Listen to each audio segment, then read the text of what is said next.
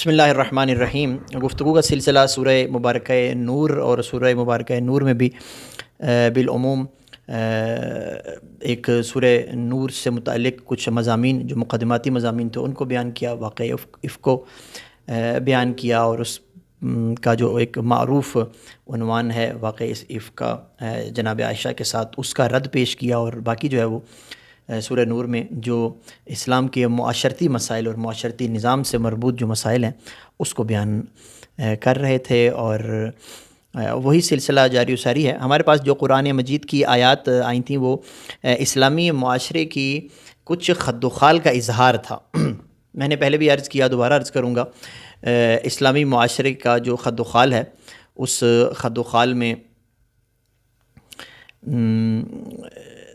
اس کو من جملہ ہم نے بیان کیا تھا، تفصیل سے بیان نہیں کیا، مختصر سے انداز میں یوں بیان کرتا ہوں کہ قرآن مجید سے جب ہم اسلامی معاشرے کی اکائیاں، تہذیب و تمدن اور کلچر کو جب دیکھتے ہیں تو ہمیں قرآن مجید میں سورہ بقرہ اس کے تشکیلی مراحل کو بیان کرتا ہے، کیونکہ سورہ بقرہ ایک ابتدائی صورت ہے۔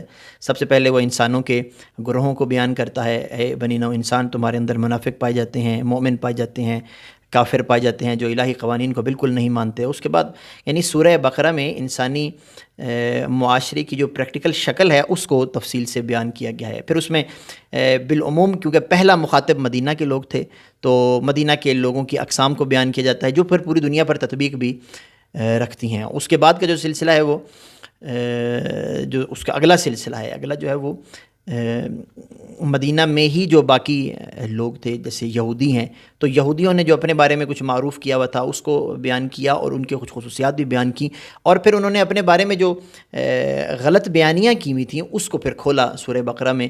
بنی اسرائیل کی کیا کیا قتل و غارت تھے جس کو یہودیوں نے چھپا کے رکھا ہوا تھا اہل مدینہ اور عرب معاشرے سے، تو بہرحال اس کو بیان کیا، اور بیان کرنے کے بعد پھر یہ اب دیکھیے، یہ ایک اسلامی معاشرے کی تشکیل میں کچھ جو ارکان ہیں، جو افراد ہیں، ان کو مخاطب کر کے پہلے گروہ بندی کی گئی، پہلے تقسیم بندی کی گئی۔ تقسیم بندی کے بعد جو ہے وہ پھر چلے جاتے ہیں، اگر ہم سورہ آل عمران میں چلے جاتے ہیں تو آل عمران میں جو عیسائی گروہ اس زمانے میں موجود ہے اس کے ساتھ کیا خطاب ہے، کیا بات چیت ہے، آئندہ آنے زمانے والوں میں عیسائیوں سے کس نوعیت کی گفتگو ہوگی، بات چیت ہوگی۔ تو یہ آگے سمجھیں کہ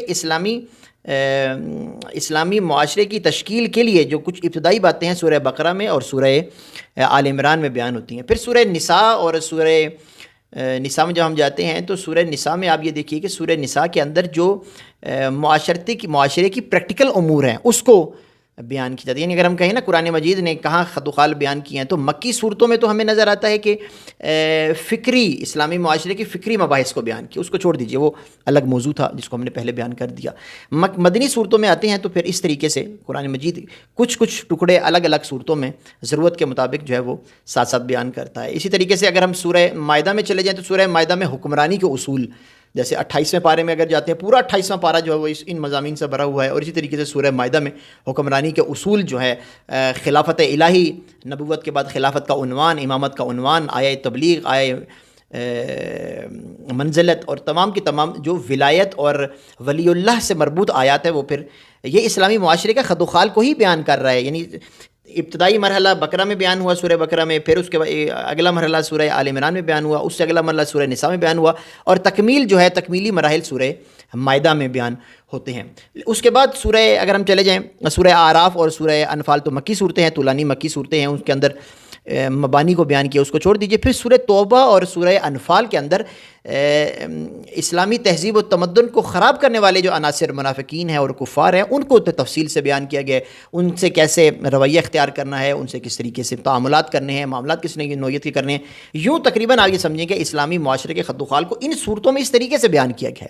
پھر کچھ ذیلی عناوین ہیں جو سورہ نور میں، سورہ بنی اسرائیل میں ذیلی عناوین کو بھی بیان کیا گیا۔ یہ خلاصہ سا اگر میں آپ کے سامنے بیان کروں تو اب ہم پڑھ رہے ہیں سورہ نور۔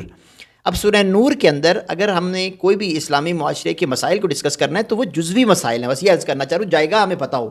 یہاں کلی مباحث کو بھی بیان کیا گیا لیکن بیشتر جزوی مسائل ہیں۔ کلی مسائل تو سورہ بقرہ، سورہ آل عمران، سورہ نساء اور سورہ مائدہ میں اسلامی معاشرے کے مسائل کو بیان کیا گیا، یہاں پر جزوی مسائل ہیں۔ بس ایک ہمیں پتہ ہو کہ ہم کہاں پر کھڑے ہیں، اسلامی معاشرے کے مسائل کو کہاں پر ہم آ کے ڈسکس کر رہے ہیں اور دیکھ رہے ہیں۔ ایک تو عنوان یہ تھا۔ دوسرا جو عنوان ہے وہ پچھلی دفعہ ہم نے عرض کیا کہ اسلامی معاشرے کے جو خد و خال ہیں ان خد و خال میں تہذیب و تمدن کی جو جگہ ہے اس کو بیان کیا، اور اس میں تہذیب و تمدن نے جہاں سے پھوٹنا ہے اس کو عرض کیا تھا۔ اس میں امیر المومنین کی روایت آپ کے سامنے بیان کی کہ بالعموم جو لوگ ہیں جو رسول اکرم سے دین کو بیان کرتے ہیں وہ اس نوعیت کے لوگ ہیں، اور اس کو بہت خوبصورتی سے امیر المومنین نے بیان کیا۔ اور پھر اہل بیت کا الگ سے ایک پہچان ہے، اسلامی معاشرے کا مسئلہ ہو، سیاست کا مسئلہ ہو، دین فہمی کا مسئلہ ہو، خود دین کا مسئلہ ہو۔ ہمارا عموماً معاملہ یہ ہے کہ ہمارے علماء کا عام طبقہ اور ذاکرین کا جو عام طبقہ ہے وہ بہت یعنی چند محدود مسائل پر ان سارے مباحث کو ڈسکس کرتا ہے، یعنی یا فضائل پر بات ہو جائے گی، یا مسائل پہ بات ہو جائے گی، یا احکام پہ بات ہو جائے گی، بات ختم۔ ایسا نہیں ہے، یہ ایسا نہیں ہے کہ یہ یعنی امیر المومنین ولی ہیں تو وہ صرف جو ہے نا فقہ بتانے کے لیے ولی ہیں، یا صرف وہ ان خلیفہ بننا تھا تو اس لیے ولی ہیں، نہیں ایسا نہیں ہے۔ یعنی اسلام کے سیاسی مسائل میں بھی آخری کلام امیر المومنین کا ہے، اسلام کے اقتصادی مسائل کو بیان کرنے میں آخری کلام امیر المومنین کا ہے۔ اگر کوئی اقتصادی پالیسی اسلامی معاشرے میں لاگو ہونی ہے، توجہ کیجیے گا، اگر اسلامی معاشرے میں کوئی اقتصادی پالیسی لاگو ہونی ہے، کوئی معاشرتی قانون لاگو ہونا ہے، کوئی فیصلہ ہونا ہے، کسی نوعیت کا بھی سیاسی فیصلہ ہے، اقتصادی فیصلہ ہے، معاشرتی فیصلہ ہے، تربیتی فیصلہ ہے، تو اس کا آخری کلام امیر المومنین کا ہے۔ یہ مراد ہے علی ولی اللہ کا۔ یہ مطلب خالی نہیں ہے کہ میں نماز میں پڑھ دیا علی ولی اللہ، وہ تو ایک اظہار ہے، یا نماز میں آپ پڑھتے ہیں، اذان میں پڑھتے ہیں، آپ کلمے میں پڑھتے ہیں، یہ وہ تو ایک ولایت کا اظہار ہے، لیکن اس کی پریکٹیکل جگہ کلمہ نہیں ہے۔ ہم سمجھتے یہ ہیں کہ ہم نے نماز میں پڑھ لیا علی ولی اللہ، یا ہم نے قنوت میں پڑھ لیا، یا ہم نے سجدے میں پڑھ لیا، یا کسی حالت میں بھی ہم نے پڑھ لیا تو یہ پڑھنا کمال ہے۔ نہیں، یہ کمال نہیں ہے، یہ ابتدا ہے، یہ اظہار ہے۔ اس کا کمال زندگی میں ہے۔ آپ نے جب سیاسی پالیسی بنانی ہے تو آئیے بسم اللہ اب بتائیے امیر المومنین نے کیا کہا ہے، اور علی ولی اللہ اب دکھائیے کہ کیا ہے۔ اسی طریقے سے مثال کے طور پر آپ نے عسکری قوانین لاگو کر رہے ہیں، آپ نے سیاسی قوانین لاگو کرنے ہیں، آپ نے تربیتی قوانین لاگو کرنے ہیں، تو ایک طرف جو ہے وہ قال عمر ہو رہا ہے، قال عائشہ ہو رہا ہے، مختلف اصحاب کے اقوال بیان ہو رہے ہیں کہ انہوں نے بتایا ہے کہ کس طریقے سے اسلامی معاشرے کو ڈیولپ کرنا ہے، لیکن ایک طرف جو ہے وہ امیر المومنین، کیونکہ ہم نے پڑھا کہ سلیم ابن قیس ہلالی کہتے ہیں امیر المومنین آپ کی باتیں، ابو ذر کی باتیں، سلمان کی باتیں اور ہیں، اور ان لوگوں کی باتیں اور ہیں، تو ہم اب کیا کریں؟ تو اس کا مطلب یہ ہے کہ تمام امور میں امیر المومنین نے جداگانہ اسلام کی رائے کو بیان کیا ہے کہ جو ان باقی آراء سے مختلف تھیں۔ تو اس میں بالعموم جو ابھی ہماری بات ہو رہی ہے، جس پر فوکس ہے ہمارا، جس پر سورہ نور کی ابھی بات ہے، وہ عنوان ہے وہ اسلام کا تہذیب و تمدن کا مفہوم، اسلام کے کلچر کا مفہوم۔ اب اسلام کے کلچر میں اگر ہم نے یہ بنیاد کو نہ سمجھا اور جزوی مسائل میں صرف چلے گئے تو ہم بہت بے راہ یعنی راہ مستقیم کی طرف نہیں جا پائیں گے، بلکہ ہم ایسے راستے کی طرف جائیں گے جو بہت دھندلا ہے، اور جس میں سنگلاخ ہے، جس میں وہ ہموار راستہ نہیں ہے۔ تو یہ ایک عنوان ہمارے ذہن میں رہے۔ اب یہاں پر کیونکہ قرآن مجید کی جو 2 آیات ہمارے لیے ابھی آئی ہیں سامنے، اس میں سے ایک آیت بہت معرکۃ الآراء آیت ہے، جس کو دونوں آیاتیں ایسی ہیں جس کو آپ یہ سمجھیں کہ دنیا میں بہت بیان کیا جاتا ہے۔ میں ایک آیت صرف پڑھ دیتا ہوں، اس کے بعد دیکھتے ہیں۔ ویسے دونوں آیات مہم، ذرا دیکھیے سورہ نور آیت نمبر 30 اور 31، یا اگر الگ وقت ملے تو اس کو ضرور پڑھیں، اگر تفسیر نمونہ کا موقع ملے وہ پڑھ لیں، تفسیر شیخ محسن نجفی کی جو تفسیر ہے مبین کر کے، البلاغ القرآن کر کے جو ان کی تفسیر ہے، ابھی نام ان کا تفسیر کا ذہن سے نکل گیا ہے، اس تفسیر کو پڑھے، اردو میں موجود ہے۔ اسی طریقے سے جو ہے وہ آپ آغا ذیشان حیدر جوادی صاحب نے تفسیر لکھی فصل الخطاب کر کے، تو اردو میں جو تفاسیر موجود ہیں ان کو ذرا ان 2 آیات کے پیش نظر میں ضرور دیکھیے، ضرور پڑھیے۔ جس کو فارسی آتی ہے وہ المیزان دیکھ سکتا ہے یا باقی کتابیں دیکھ سکتا ہے۔ تو ایک دفعہ ان 2 آیات سے متعلق جو مباحث آپ یہ سمجھیے کہ صدیوں رہے ہیں، وہ مباحث کیا ہیں، وہ عناوین کیا ہیں، اہل سنت نے اس کو کس طریقے سے بیان کیا۔ اب یہ کلچرل گفتگو ہو رہی ہے، یہ ایک فقہی بات ابھی نہیں میں کرنا چاہ رہا، نہ ابھی یہاں پر کوئی اور نوعیت کی بات ہو رہی ہے، کلچر کے عنوان سے میں اس صورت کو ہم دیکھ رہے ہیں۔ دیکھیے قل للمؤمنین، اے رسول سے کہا گیا ہے کہ مومنین سے کہیے کہ یغضوا من ابصارہم۔ ہم نے پہلے بھی بیان کیا جب مومنین کا تذکرہ آتا ہے تو ضروری نہیں ہوتا کہ وہ مرد ہی ہوں، جیسے مختلف زبانوں میں جب مختلف زبانوں کا ادبیات کا تقاضا یہ ہے کہ اگر ایک جمع میں، ایک گروہ میں 5 خواتین ہوں اور 5 مرد ہوں تو مذکر کے صیغے سے گفتگو کی جاتی ہے، یہ آپ اسپینش میں چلے جائیے ایسا ہے، مختلف زبانوں میں چلے جائیں، عربی میں آپ چلے جائیے تو اس طریقے سے عموماً مذکر کا صیغہ استعمال کرتے ہیں. تو یہاں پر قرآن مجید نے مؤمنین کہا ہے تو مراد تمام افراد ہیں، لیکن پھر بھی قرآن مجید نے تاکید کے لیے نیچے مؤمنات کے لیے الگ سے تذکرہ بھی کیا ہے. دیکھیں قل للمؤمنین، اے رسول مؤمنین سے کہہ دیجئے یغضوا من ابصارہم، اپنی آنکھوں کو نیچا رکھیں. اب یہاں دیکھیں مؤمنین سے کہا گیا ہے. ہمارا جو ہے وہ عموماً جب تب پردے کی بات آتی ہے تو ہم پہلا جو عنوان ہے وہ کس کو قرار دیتے ہیں؟ خواتین کو قرار دیتے ہیں. خواتین غلط ہے، خواتین غلط ہیں، ٹھیک ہے، یہ الگ عنوان ہے. لیکن اسلامی کلچر کے اندر جس طریقے سے جس طرز سے گفتگو شروع ہوئی ہے وہ پہلے مومنین کو کہا گیا ہے کہ اس میں خواتین بھی مراد ہے، مرد بھی مراد ہے. تو یہاں پر اسلامی کلچر میں سب سے بنیادی ترین جو نقطہ ہے وہ فکر کی پاکیزگی کے بعد آنکھ کا مسئلہ ہے کہ آپ نے اپنی آنکھوں کو جھکا کے رکھنا ہے. یغضوا من ابصارہم، کہ اپنی آنکھوں کو نیچے رکھیں، ویحفظوا فروجہم، اور اپنی شرمگاہوں کو بچا کے رکھنا ہے. کھلے عام شرمگاہ ہیں ہر کسی کے لیے، ہر کوئی ہر کسی کی طرف رغبت دکھا رہا ہے، چاہے وہ نفسیاتی مسئلہ ہو، چاہے وہ فکری مسئلہ ہو، چاہے وہ آنکھ کا مسئلہ ہو، چاہے وہ قلب کا مسئلہ ہو، چاہے وہ خواہشات کا مسئلہ ہو. تمام کے تمام امور میں ان دو کی طرف توجہ سے ابتدا کی گئی ہے. یعنی یہ دو عناوین انتہائی مہم ہیں، آنکھوں کا مسئلہ ہے اور شرمگاہوں کا مسئلہ ہے. ذالک ازکیٰ لکم، یہ تمہارے لیے پاکیزگی کا باعث بنے گا. یہ عنوان اسلامی کلچر کے اندر آنکھوں کو جھکا کے چلنا ایک اصول ہے، اور حفاظت فرج ایک اصول ہے. ذالک ازکیٰ لکم، یہ تمہارے لیے بہتر ہے. ان اللہ خبیر بما یصنعون، اور خداوند عالم اللہ کو ان اعمال کا بخوبی علم ہے جو تم انجام دیتے ہو.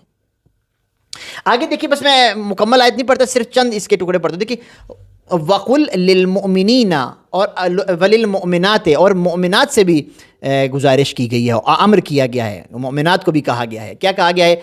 یغضضن من ابصارہن، الگ سے کہا، ضرورت نہیں تھی. یعنی اگر ہم قاعدتاً دیکھیں، عربی گرامر کے اعتبار سے دیکھیں تو کوئی واجب نہیں ہے، ضروری نہیں ہے. لیکن دیکھیے تاکید کے لیے قرآن مجید نے الگ سے خواتین کو بھی کہا ہے کہ اپنی آنکھوں کو جھکا کے رکھو. وَيَحْفَظْنَ فُرُوجَهُنَّ، اور اپنی شرمگاہوں کو محفوظ رکھو. اچھا اب دیکھیں ادھر بھی الگ کہا، ادھر الگ کہا. اب یہ الگ معاملہ ہے کہ پردے کا جو عنوان ہے اس کو قرآن مجید نے اس آیت میں کیسے بیان کیا ہے، جو پردے کا بالعموم جو پردے کا عنوان ہے. اب یہاں پر بس اتنا ہی، میں اس آیت کو انشاءاللہ اگلے ہفتے اس آیت کو پورا پڑھیں گے ہم. یہاں پر میں 2-3 عناوین ہیں جس کو ساتھ ساتھ کوشش کروں گا کہ بیان کروں. دیکھیے تفسیری عنوان کے تحت اگر ہم اس کو بیان کریں وہ یہ کہ دیکھیے جب بھی ثقافت کی، کلچر کی اور تہذیب و تمدن کی، سویلائزیشن کی ان نوعیتوں پر، یا اسلامی اصطلاح میں عموماً جیسے افلاطون نے روم کی جب ایتھنز میں جب وہ موجود تھے، وہ انہوں نے بہرحال اس کو بھی کبھی ڈسکس کریں گے، انہوں نے یہ علم کا جو منبع ہے وہ کہاں سے لیا، کیا ہوا، ارسطو افلاطون ہو گئے، انہوں نے کہاں سے لیا. تو بہرحال اس کے اندر انہوں نے اس کو جمہوریت کر کے کتاب لکھی اور اس کو بیان کیا جاتا ہے. یا اس طریقے سے اسلامی معاشرے میں فارابی نے جو مدینہ فاضلہ کر کے عنوان سے کتاب لکھی. تو بنیادی طور پر اسلام کے اندر ہمارے ہاں جو ایک نام تھا وہ تدبیر کا کلمہ استعمال ہوتا تھا. تدبیر منزل، تدبیر اور سیاست یہ دونوں ہیں، یعنی یہ دونوں کلمات ہمارے ہاں استعمال ہوتے رہے ہیں اسلامی کتب کے اندر. تدبیر منزل، تدبیر حکومت، تدبیر فوج، یا پھر سیاست منزل. منزل سے مراد گھر، اپنے ایک گھر بنانا ہے تو اس کی سیاسی پالیسیاں کیا ہوں گی. سیاست کا مطلب وہی تدبیر کا ہی عنوان ہے. پھر سیاسی حکومت کا عنوان آہستہ آہستہ بنا. تو ان تمام مسائل سے مربوط جو ایک تو خداوند عالم نے رہنمائیاں دی ہیں، اور دوسرا یہ ہے کہ بشر نے ایک فکری ایک ارتقاء کیا ہے. توجہ کیجئے گا، مثال کے طور پر حضرت آدم کے زمانے سے لے لیجئے. اب بشر اس موضوع پر سوچتا ہے، خود سے سوچ رہا ہے، اپنی عقل کے ذریعے سے، اپنے فکر کے ذریعے سے، اپنے تجربات کے ذریعے سے، اپنے تخیلات کے ذریعے سے، امکان الہامات کے ذریعے سے بشر خود بھی سوچتا ہے ان مضامین سے متعلق. تو بشر کا ایک فکری ارتقاء ہے، ان 8000 9000 10,000 سالوں میں ایک ارتقاء ہے بشر کا. اب اس میں خداوند عالم نے قرآن مجید میں بیان کیا چند تہذیبوں کو تو خداوند عالم نے مسمار کر دیا، چند بادشاہوں کو تباہ کر دیا، چند تہذیبوں کو کھنڈرات میں تبدیل کر دیا. سورہ نمل میں اس کا تذکرہ ہے، سورہ شعراء میں اس کا تذکرہ ہے، کئی صورتوں میں ان کا تذکرہ ہے کہ ہم نے سمود کی قوم کے ساتھ یہ کیا، ہم نے عاد کی قوم کے ساتھ یہ کیا، ہم نے مختلف اقوام کے ساتھ، حضرت شعیب کی قوم کے ساتھ کیا ہوا، فرعونیوں کے ساتھ کیا ہوا، نمرود کے ساتھ کیا ہوا. ان چیزوں کو الگ بیان کیا، اس کو چھوڑ دیجئے. ابھی یہاں بیان ہو رہا ہے کہ بشر نے بالآخر جو الگ الگ تہذیبیں ہیں، ان تہذیبوں نے تہذیب سے متعلق یا ان موضوعات، بالخصوص سیاست ہے، اقتصاد ہے، معاشرہ ہے، تربیت ہے اور قانون ہے، ان موضوعات سے متعلق کچھ سوچا ہے یا نہیں سوچا، اور سوچا ہے تو کیا سوچا ہے. وہ جو سوچا ہے وہ الہی جو وحی الہی ہے اس سے منطبق ہے یا اس سے مختلف ہے. یہ تھوڑا توجہ کیجیے گا. دیکھیے میں نے کیا جملہ لکھا ہے، بشر کا فکری ارتقاء یا ارتقائی سفر کن موضوعات میں؟ سیاست میں، اقتصاد میں، معاشرے میں، تربیت میں اور قانون میں. قانون کس نے بنانا ہے، قانون کس طرح کا بننا ہے، اس میں اولویت کیا ہے، اصالت کس کو دینی ہے، معاشرے کو اصالت قرار دینا ہے، فرد کو اصالت قرار دینا ہے. ان نوعیتوں پر قوانین بنتے ہیں نا. سیاسی پالیسی کس نوعیت کی ہونی ہے، بادشاہی نظام ہونا ہے، جمہوری نظام ہونا ہے، جو بھی ایک سلسلے رہے، خلافت کا مسئلہ ہے، امامت کا مسئلہ ہے، یہ کیا ہے. اسی طریقے سے اقتصاد کا موضوع کیا ہے، اقتصاد کو کس طریقے سے چلنا ہے. گھریلو اقتصاد کی بات نہیں ہو گئی، ممالک کے اقتصاد کی بات ہو رہی ہے. اور اسی طریقے سے معاشرے کا عنوان. اب اس میں بشر نے کچھ سوچا، جیسے تربیت لے لیجئے، فرزند کی تربیت ہے، تو بشر خود بھی تو سوچ رہا ہے نا کہ بالآخر ہم نے اس بشر کو تربیت دینی ہے، آنے والے بچے کو کس طریقے سے پالنا ہے، کس طریقے سے بڑا کرنا ہے، کون کون سی چیزیں سکھانی ہیں، کون سی چیزیں پہلے سکھانی ہیں، کون سی چیزیں بعد میں سکھانی ہیں، کس عمر میں کیا سکھانا ہے. یہ بالآخر انسان بھی اس پر سوچتا رہا ہے کافی عرصہ، شروع سے ہی سوچتا رہا ہے. اب اس میں وحی الہی ہے یا نہیں ہے، پہلا سوال یہ ہے. آپ لوگ اگر ساتھ ہوں میرے، یہ نہ ہو کہ جی موجود ہیں، ٹھیک ہے جی جی. وحی الہی، کیونکہ مجھے نظر نہیں آتا نا اس وجہ سے، وحی الہی نے ان مضامین پر گفتگو کی ہے یا نہیں. حضرت آدم علیہ السلام آئے، حضرت نوح علیہ السلام آئے، جو اب انبیاء کی فہرست لے لیجئے جو بالعموم 1,24,000 کہا جاتا ہے، یا بعض روایات کے مطابق 3,24,000 کا کلمہ استعمال ہوتا ہے. یا خداوند عالم نے کہا کہ ہم نے ہر قریے میں انبیاء کو بھیجا، نبی کو، رسول کو، ہادی کو بھیجا. تو انبیاء نے ان موضوعات پر بشر ہی صرف سوچ رہا تھا، یا انبیاء نے بھی اس نوعیت کی کوئی بات چیت کی ہے؟ یہ توہین ہوگی اگر ہماری نبوت کے مسئلے پر ہم یہ سمجھیں کہ نبوت کے مسئلے کو سمجھا ہی نہیں ہے. اگر ہم یہ سمجھیں کہ جی نہیں یہ تو نبی نے تھوڑی اس پر بات کرنی تھی، نبی سیاسی مسائل کو سمجھانے تھوڑی آئے تھے. پھر عرض کروں گا، یہ سیاست سے مراد آج کل کی سیاست کی بات نہیں ہو رہی. آپ سیاست منزل، گھر کی سیاست، گھر کی تدبیر کیسے ہونی ہے، فوج کی تدبیر کیسے ہونی ہے، آپ نے ایک نظام حکومت چلانا ہے تو کس نوعیت سے چلانا ہے، اس کے چھوٹے چھوٹے اجزاء کون کون سے ہونے ہیں، ان میں اولویت کس کو قرار دینی ہے، کس طریقے سے آپ نے ان مسائل کو لے کے آگے چلنا ہے. دشمن آئے گا تو اس کے لیے کیا پالیسی بنانی ہے، وزارت خارجہ، وزارت داخلہ، داخلی مسائل، خارجی مسائل، لوگوں کو مذہبی طور پر کیسے کنٹرول کرنا ہے، آپ نے ان کو اقتصادی طور پر کیسے. سیاست ایک چھوٹا عنوان نہیں ہے. تو لہٰذا ان مسائل پر اہل بیت علیہ السلام نے یا انبیاء نے، ابھی جو ہماری بات ہو رہی ہے، کیا وحی نے کچھ بھیجا، کچھ بتایا یا نہیں بتایا؟ نبی جو آیا ہے تو وہ اقتصاد پر بات نہیں کرے گا، وہ معاشرے پر بات نہیں کرے گا، وہ تربیت فرزند پر، تربیت معاشرہ پر بات نہیں کرے گا، وہ قانون گزاری پر بات نہیں کرے گا. یا آئے گا اپنی مسجد میں، جائے گا، خطبہ دے گا، نماز پڑھے گا اور 2 بندے دفن کرے گا، جنازہ پڑھے گا اور چلا جائے گا. ہمارا نبوت کے بارے میں تبصرہ، ہمارا تصور کیا ہے؟ قرآن مجید نے جب بھی بات کی ہے تو انبیاء کے، آپ قرآن مجید کے تذکرے کو صرف دیکھیے کہ قرآن مجید کے سے متعلق جو یعنی معذرت کے ساتھ قرآن مجید سے متعلق جب بھی نبوت، قرآن مجید میں انبیاء سے متعلق جب بھی نبوت کی بات آئی ہے تو کس نوعیت کی بات ہے؟ حضرت موسیٰ کو ہم دیکھتے ہیں کیسے بات کر رہے ہیں، وہ فرعون سے کہتے ہیں قوم آزاد کرو، تم کون ہو ان پر حکومت کرنے والے، حکومت ہم خود کریں گے. وہ 20 لاکھ کے لشکر کو لے کے ایک جگہ سے دوسری جگہ جا رہے ہیں. اس میں سیاست آتی ہے، اقتصاد آتا ہے، معاشرہ آتا ہے، تربیت آتی ہے، قانون آتا ہے یا نہیں آتا؟ مجھے آپ بتائیے.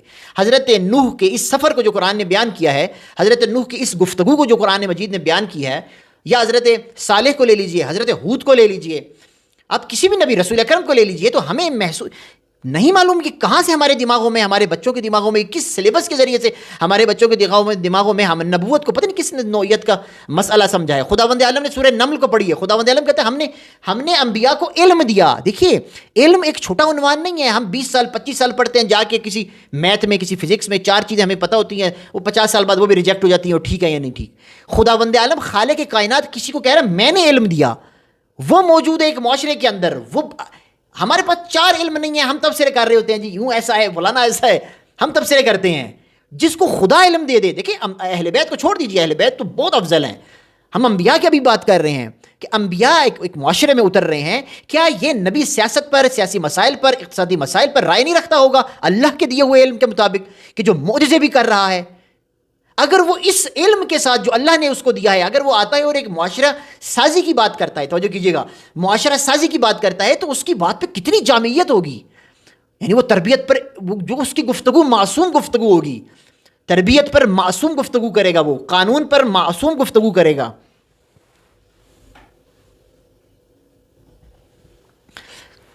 معصوم گفتگو کرے گا وہ قانون پر. تو لہذا پہلے عنوان تو یہ ہے کہ منہائے وحی جن افراد نے جس بشر نے جو بھی علمی ارتقاء کیا ہے وہ جہل محض ہے تقریباً، سوائے اس کے کہ جو اللہ وحی الہی سے مماثلت رکھتا ہے.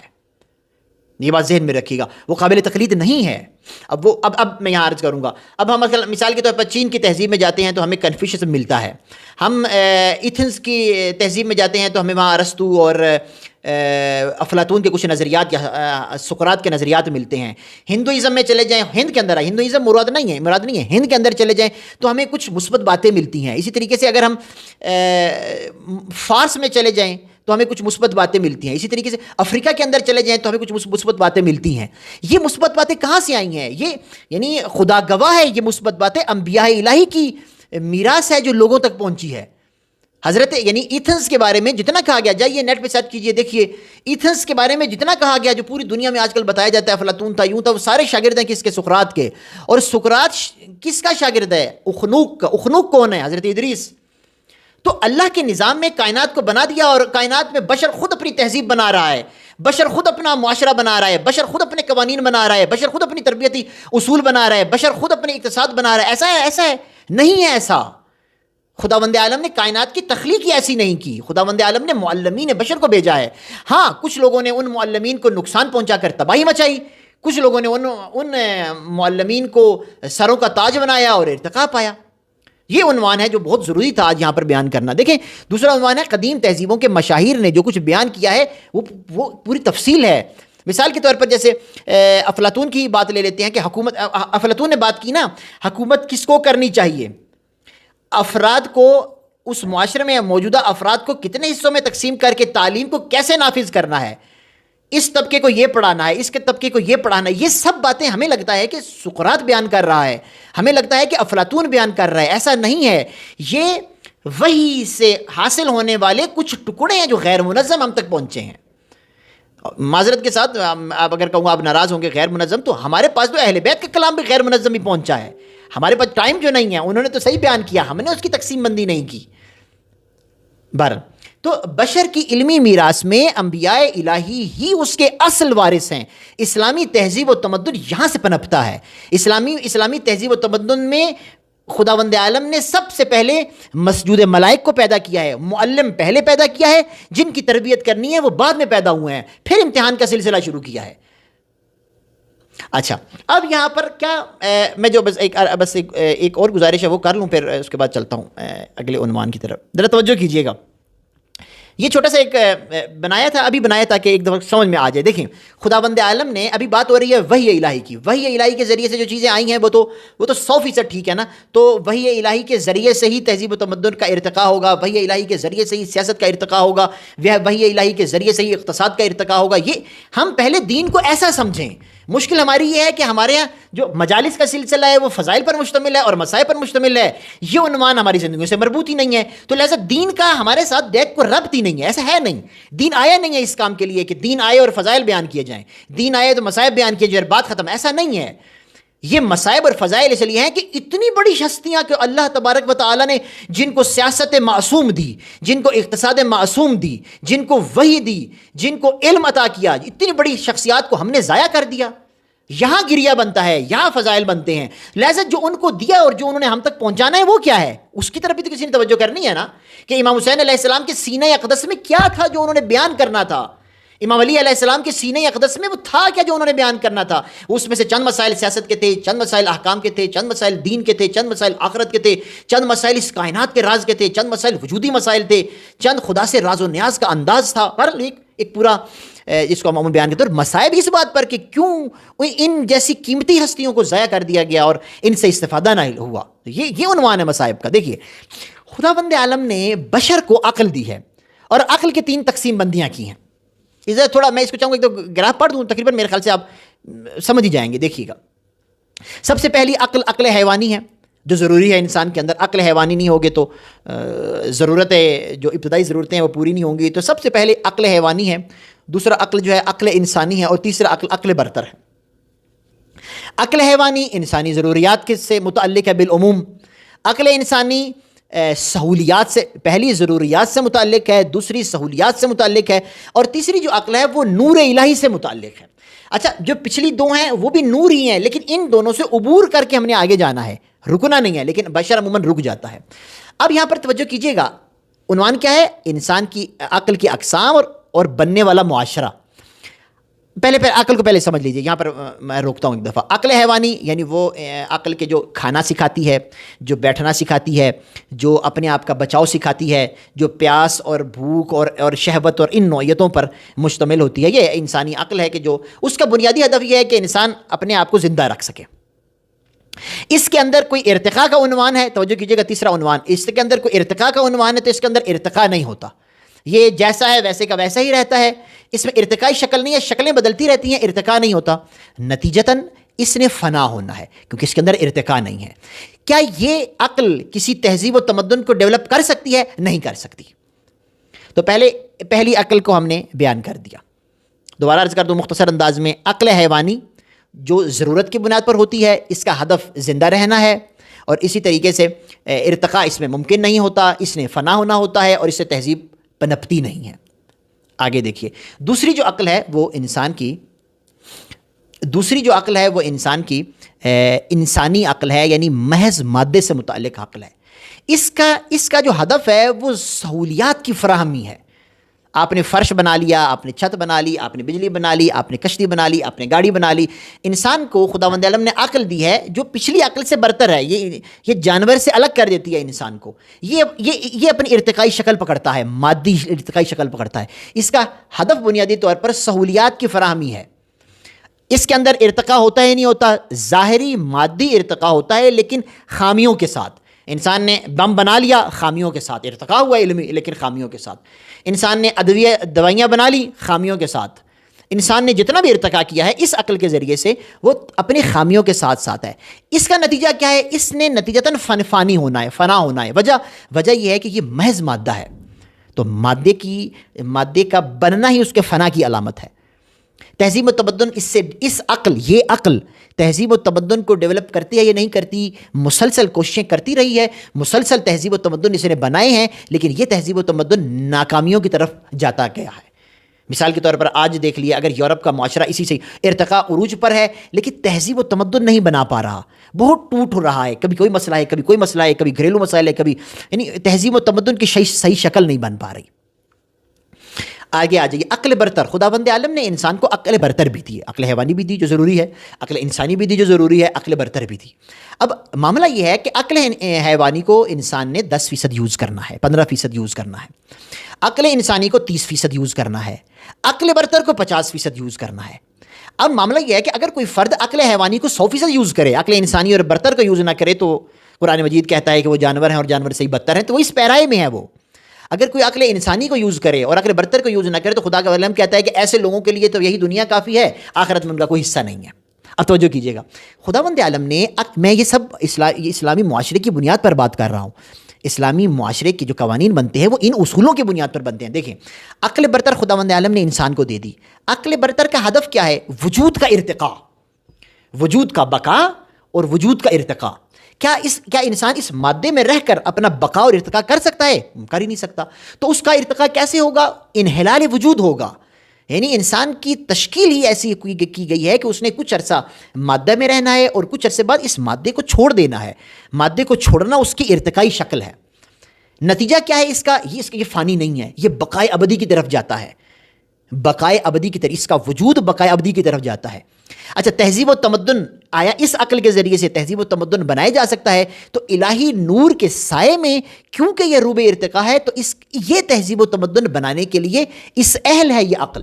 اچھا کیوں؟ ذرا اس کی علت کو دیکھ لیجئے. اس کی وجہ یہ ہے کہ عقل حیوانی بڑے مسائل کو ڈسکس ہی نہیں کر پاتی. سیاسی مسائل، اقتصادی مسائل، عقل حیوانی اس کو ڈسکس ہی نہیں کر پاتی. عقل انسانی کا مسئلہ یہ ہے کہ وہ کیونکہ مادے تک محدود ہے، انسان کا ارتقاء غیر مادی ہے، تو مادے تک محدود چیز غیر مادی کے لیے کوئی پلان نہیں بنا سکتی. اس لیے ہمیں آج تک پلان کو نظر بھی نہیں آیا.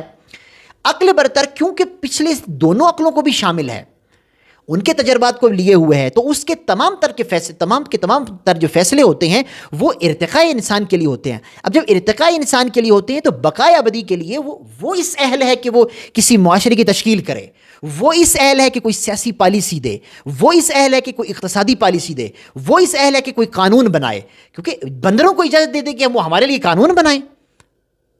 کیا صرف اور صرف مادی سوچ رکھنے والے انسان کو ہم اجازت دے دیں کہ وہ ہمارے لیے قانون بنائے؟ اس فرضیے کی بنیاد پر UNO انتہائی باطل ادارہ ہے. اس فرضیے کی بنیاد پر یعنی دیکھیے ادھر توجہ کیجیے گا، اسی فرضیے کے بنیاد پر ابو بکر اور عمر غلط ہیں، اسی فرضیے کی بنیاد پر ہر نبی کے مد مقابل آنے والا غلط تھا، اور اسی فرضیے کی بنیاد پر اس زمانے میں انسان اگر خود سے اپنا کوئی وجود بناتا ہے، انسان اگر خود سے کوئی قانون بناتا ہے اور اپنی اس عقل انسانی کے ذریعے سے، تو وہ قانون بشریت کو تباہ کرے گا۔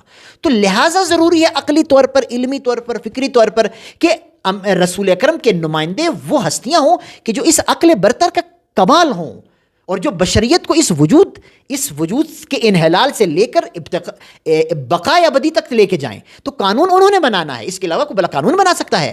اس کے علاوہ بلا کسی کے پاس اختیار ہونا چاہیے کہ وہ قانون بنائے؟ یہ تھی ضروری بات جو آج کرنی تھی۔ اب یہاں پر اگر ہم نے بشریت کے ارتقاء کی ہم نے بات کرنی ہے، ہم نے اس کے تہذیب و تمدن کی بات کرنی ہے، تو یعنی علمی طور پر سمجھ میں آنے والی ضرور بات یہ ہے کہ امیر المومنین کی، امام حسن و حسین کی، رسول اکرم کی، قرآن مجید کی بات کے علاوہ باقی باتیں فضول ہیں، باقی باتیں کوئی جگہ نہیں رکھتی۔ امکان ہے ٹھیک ہو، امکان ہے ٹھیک نہ ہو، جیسے اس حدیث میں بیان کیا، وہ آدھی ٹھیک ہوں گی، آدھی ٹھیک نہیں ہوں گی، وہ ناسخ ہوں گی، وہ منسوخ ہوں گی۔ 70 سال کمیونزم چلے گا، 70 سال بعد چلے گا بھئی یہ تو انقلابی غلط تھا، تو اس کی تو رائے غلط تھی۔ تو پوری آپ نے بشریت کو تباہ کرنا ہے اپنے نظریات کی بنیاد پر؟ آپ ہیں کون؟ چاہے وہ مارکس ہو، چاہے وہ لینن ہو، تمہیں پتہ کیا ہے اس کائنات کا؟ تمہیں پتہ کیا ہے اس دنیا کا؟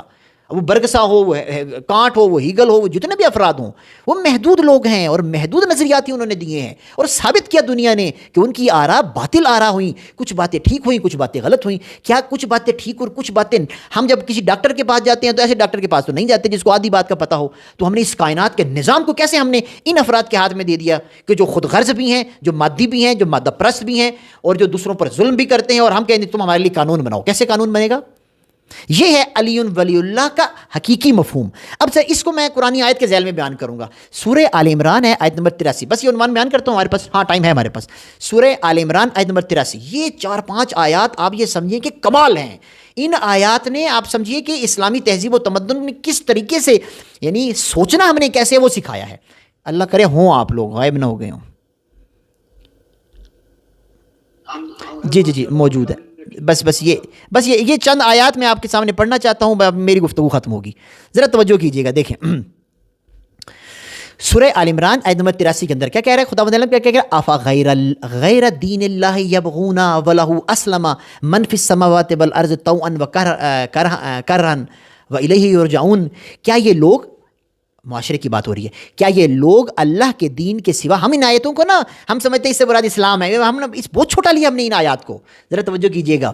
کیا یہ لوگ اللہ کے دین کے سوا کسی اور دین کے خواہاں ہیں؟ یعنی اللہ نے ایک نظام دیا ہے، سیاسی نظام، اقتصادی نظام، قانونی نظام، تربیتی نظام، تمام اشیاء، ولایت کا نظام، ہدایت کا نظام، تمام نظامات اللہ نے جو دیے ہیں، کیا اب یہ اس سے اچھا کوئی نظام ڈھونڈ رہے ہیں؟ توجہ کیجیے گا۔ آفا غیر دین اللہ یبغون، کیا یہ لوگ اللہ کے دین کے سوا کسی اور دین کے خواہاں ہیں؟ حالانکہ توجہ کیجیے گا، حالانکہ کیا آسمانوں اور زمین کی تمام موجودات، تمام سے مراد ہے مادی غیر مادی تمام مخلوقات، تمام موجودات چاروں ناچار اس اللہ کے سامنے سر تسلیم خم کیے ہوئے ہیں۔ اس اللہ نے جو دین دیا ہے، اتنے اس علم کے بعد، دیکھیں خدا کا علم، اس کو کبھی بعد میں ڈسکس کریں گے، علم الہی، ہم تو امیر المومنین کے علم کو نہ سمجھ پائے آج تک، علم الہی سے کچھ قانون ہمارے پاس آیا ہے، اس سے بڑھ کر بھلا کوئی قانون ہو سکتا ہے بہتر اس کائنات کے لیے؟ پھر تمہارے قانونوں کے مطابق تو پہاڑ، سمندر، آسمان تمہارے اختیار میں تھوڑی ہیں، وہ تو وہ رب ہے کہ جس کے تمام کی تمام مالکیت اس کی ہے۔ آگے، اور سب کو پھر پلٹ کے بھی اسی کی طرف جانا ہے۔ تو کیا اس ذات کو اختیار نہیں ہے قانون بنائے؟ اس ذات کو اختیار نہیں ہے تمہارے لیے مستقبل کی پلاننگ کرے؟ تو پھر کس نے کرنا، کس نے؟ پھر اگر اس نے نہیں کرنا تو آگے چلیے۔ قل، اے نبی، یہ تھوڑا سا توجہ کیجیے گا، اے نبی، اب تہذیبوں کی بات آ رہی ہے، توجہ کریں، تہذیبوں کی بات ہے۔ قل آمنا، اے نبی کہہ دو، اب یہ کہہ دو، آمنا، ہم ایمان لائے، باللہ، اللہ پر، اسی رب پر جس نے اوپر ہمیں قانون دیا ہے، وما انزل الینا، جو ہم پر نازل ہوا، اور جو تہذیب و تمدن کے معرکۃ الآراء شخصیات تھیں، وما انزل علی ابراہیم و اسماعیل و اسحاق و یعقوب والاسباط وما اوتی موسیٰ و عیسیٰ والنبیون من ربہم لا نفرق بین احد منہم، کوئی فرق نہیں ہے تہذیب و تمدن کی تمام ارکان میں، جہاں جہاں یہ شخصیات آئی ہیں انہوں نے انہی قوانین کو بیان کیا ہے۔ یہ ہے اسلامی معاشرہ، یہ اسلامی معاشرے کی بنیادی ترین چیز، کوئی فرق نہیں ہے ان سب کے اندر اس امر میں، کیا کہ اللہ کے نمائندے تھے اور جس جگہ پر موجود تھے وہاں پر ایک الہی معاشرہ بنانا چاہتے تھے. وَنَحْنُ لَهُ مُسْلِمُونَ، اور یہ کہہ دو کہ اے اللہ ہم تمہارے سامنے سر تسلیم خم ہیں. سابقہ انبیاء بھی تیرے سامنے سر تسلیم خم تھے اور ہم بھی تیرے قانون کے آگے. اب یہ نہیں ہے، یہ وہ مراد نہیں ہے جیسے ہم ترجمہ کرتے ہیں، ہم تیرے سامنے سر تسلیم خم ہیں، اس کے علاوہ کچھ چارہ بھی نہیں ہے ہمارے پاس. آگے دیکھیے وَمَن يَبْتَغِ غَيْرَ الْإِسْلَامَ دِينًا، اور اس تناظر میں لیجیے گا جس تناظر میں گفتگو ہو رہی ہے، اور جو شخص اسلام کے سوا کسی اور دین کا خواہ، یہاں اسلام سے مراد توجہ کیجیے گا اللہ کا آخری قانون، اس میں ہدایت کا عنوان شامل ہے، اس میں ولایت کا عنوان شامل ہے، اس میں تمام اشیاء شامل ہیں. اور جو شخص اللہ کے اس قانون اسلام کے سوا کسی اور دین کا خواہ ہو، کسی اور قانون کا، کسی اور پارلیمنٹ کا، کسی اور حساب کتاب کا اگر کوئی خواہ ہے، دیکھیے کیا لکھا ہوا ہے آگے، فَلَن يُقْبَلَ مِنْهُ، اس کی تمام جو فعالیتیں ہیں وہ ضائع ہو جائیں گی، ہرگز قبول نہیں کیا جائے گا. وَهُوَ فِي الْآخِرَةِ مِنَ الْخَاسِرِينَ، کیونکہ مادی کائنات سے وہ سوچ رہا ہے، مادی عقل سے وہ سوچ رہا ہے، کیونکہ وہ حیوانی عقل سے سوچ رہا ہے، وہ غیر مادی اور وجود کی اصل حقیقت کو سمجھ نہیں پا رہا. وفی الآخرت، خدا نے فوراً کہا آخرت میں خسارہ ہوگا. یہاں شاید تم 4 AC بنا لو، 4 تم بجلیاں بنا لو گے، 4 دریاؤں پہ قبضہ کر لو گے، وہ جو ارتقاء ہونا نا، یہ تو چند سالوں کی زندگی ہے، وہ جو بشر کا ارتقاء ہونا ہے وہاں تم خسارے میں چلے جاؤ گے، کیونکہ یہ جو قانون تم نے بنایا ہے نا یہ 10 سال کے لیے ہے، اس کے بعد کا کیا بنے گا. آگے دیکھیں کیف یہدی اللہ قوما کفروا بعد ایمانہم. اب معاملہ یہ ہے، یہ جو لوگ ہیں نا، جب ان سے گفتگو ہوتی ہے، جب ان سے بات چیت ہوتی ہے تو ان کو سمجھ تو آ جاتی ہے، لیکن اپنے منافع کی خاطر یہ چھوڑ دیتے ہیں الہی قانون کو. توجہ کیجیے گا. اب خداوند کہہ رہا ہے اللہ کیوں کر اس قوم کو ہدایت دے جو ایمان لانے کے بعد کافر ہو گئی. ان کو پتہ چل گیا امیر المؤمنین حق ہیں، توجہ کریں، ان کو پتہ چل گیا یہ سیاسی اصول حق ہیں، ان کو پتہ چل گیا یہ تہذیب و تمدن کے اصول حق ہیں، ان کو پتہ چل گیا یہ تربیت کے اصول حق ہیں، لیکن اپنے منافع کے لیے، اپنی استراحت کے لیے، اپنی ریسٹ کے لیے، اپنے جو بھی مفادات ہیں اس کے لیے انہوں نے کیا کیا کہ اللہ کے قانون کو چھوڑ دیا. پتہ چل گیا ان کو. اب اللہ کہہ رہے ہیں کہ میں ان کو کیوں ہدایت دوں، اور اللہ کیوں کر اس قوم کو ہدایت دے. تہذیب و تمدن قوم کی بات ہو رہی ہے، دیکھیے گا یہ سادہ بندے کی بات نہیں ہو رہی، ایک بندے کی بات نہیں ہو رہی. اس قوم کو کیوں ہدایت دوں میں جو ایمان لانے کے بعد کافر ہو گئے، حالانکہ وہ گواہی دے چکے تھے. وَشَهِدُوا أَنَّ الرَّسُولَ حق، وہ گواہی دے چکے تھے، جو پیچھے انبیاء گزرے ہیں نا اور جو اللہ کے رسول گزرے ہیں، ان سب کو پتہ تھا کہ یہی حق ہے. وَجَاءَهُمُ الْبَيِّنَاتُ، اور ان کے پاس واضح علامات آئی تھی، کوئی دھندلک نہیں تھی، کوئی شک و شبہ نہیں تھا، ان کو یقین تھا. واللہ لا یہدی القوم الظالمین، ایسے معاشروں کو خداوند عالم پھر نہیں دیتا ہدایت، دیتا ہی نہیں ہدایت. اولئک جزاؤہم، اب ان کی جزا کیا ہے؟ جن کو حق و حقیقت کا پتہ چل گیا، اپنے منافع کے لیے انہوں نے معاشروں کو تباہ کیا. ان کی جزا کیا ہے؟ وہ جزا دیکھیے آپ، کیا علیہم لعنت اللہ، اللہ کی لعنت ہے، ملائکہ کی لعنت ہے، اور تمام بشریت کی لعنت ہے، کیونکہ تمام بشریت کا وقت ضائع کیا، تمام بشریت کے منافع کو استعمال کیا، تمام بشریت کو برباد کر کے رکھ دیا ان لوگوں نے، مادی طور پر اور معنوی طور پر. آگے دیکھیے خالدین فیہا، اس لعنت میں وہ ہمیشہ ہمیشہ رہیں گے. لا یخفف عنہم العذاب، اللہ دیکھیے سختی کتنی، معاملہ بہت بڑا ہے. لا یخفف عنہم العذاب، کسی نوعیت کے عذاب میں کمی نہیں ہوگی. ولا ہم ینظرون، اور انہیں مہلت بھی نہیں دی جائے گی. سوائے کون؟ دیکھیں سوائے کون؟ الا الذین تابوا، جنہوں نے توبہ کر لی، من بعد ذالک، اس تمام یعنی اس فساد اس کے بعد انہوں نے توبہ کر لی. وَأَصْلِحُوا، اور پھر اپنی اصلاح کر لی. واللہ غفور الرحیم، خداوند عالم معاف بھی کر دے گا. اسلامی معاشرے کے اندر ان اصولوں کے علاوہ آپ نے ایک قدم بھی اگر آگے بڑھایا تباہی ہے. وآخر الدعوانا ان الحمد للہ رب العالمین، والسلام علیکم ورحمۃ اللہ وبرکاتہ.